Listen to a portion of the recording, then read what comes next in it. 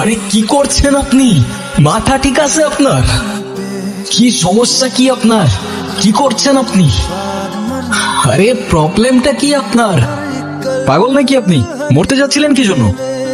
ও, একে তো এত বড় একটা বোকামি করতে যাচ্ছিলেন, তার উপরে ড্যাব ড্যাব করে তাকিয়ে আছেন। তোমারই রক্ত খাবো না আপনার? এক সেকেন্ড, একটু পানি খেয়ে নি। দেখেন, আমি জানি না আপনি কে, এতটুকু জ্ঞান তো দিতেই পারি যে আপনার কষ্ট যতদিন আপনার ভেতরে চেপে রাখবেন না, সেটা বিষ হয়ে ভেতর থেকে আপনাকেই খেয়ে ফেলবে। কোন বলুন, এই বোকামিটা কেন করতে যাচ্ছিলেন? আমি প্রেগনেন্ট, ভালোবেসেছিলাম, বিশ্বাস করেছিলাম, কিন্তু ভাবিনি সে ভালোবাসা এইভাবে শাস্তি হয়ে ফিরে আসবে।